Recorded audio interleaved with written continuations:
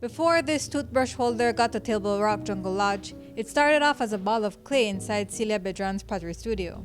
She's been making ceramic pots, trinket dishes, garlic graters, sculptures, and more for almost 3 years. But regardless of what she's making, it always starts with a clay ball thrown onto her wheel. It's called throwing.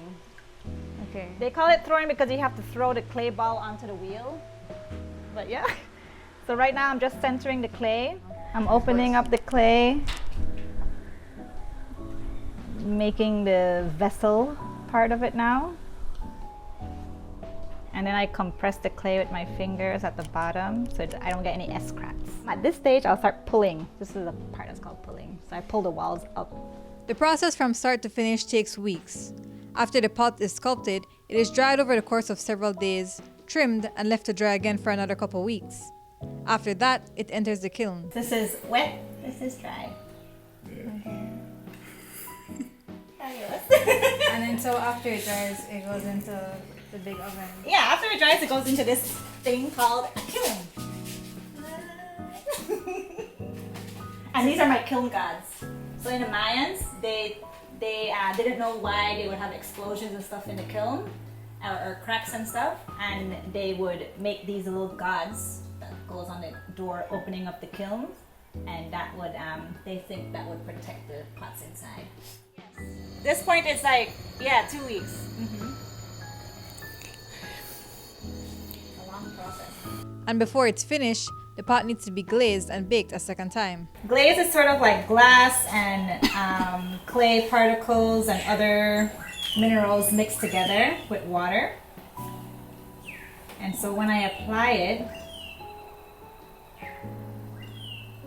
see how the clay bodies absorbs the water, and that's what leaves the dry minerals onto the piece. And then I have to put like up to 2 to 3 layers of this to give it a nice opaque look. And it goes from this, I fire it again, and it turns into this.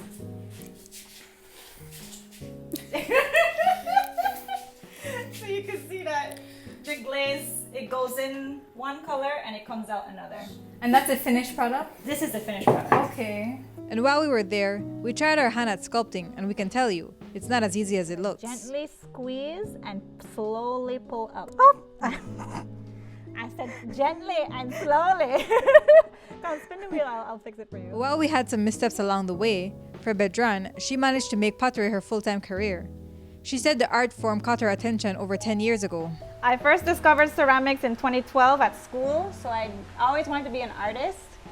But then I didn't know what area of art. I always thought I would go into painting. But then when I was at school, they showed us all the medias of art, and clay was one of them. And I thought, oh, like this is great.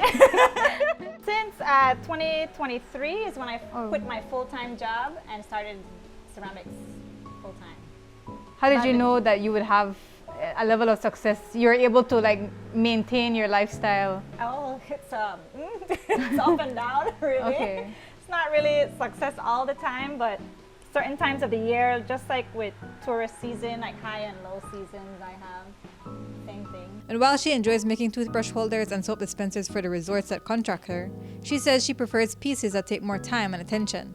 Like this sculpture that she says is her favorite. I like to do sculptural artwork more than making plates and stuff.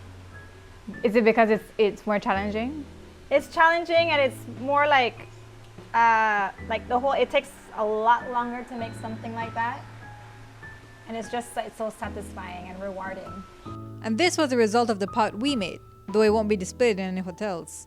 But Bedran also makes custom pieces and can be contacted through her Instagram page. Courtney Menzies, 7 News.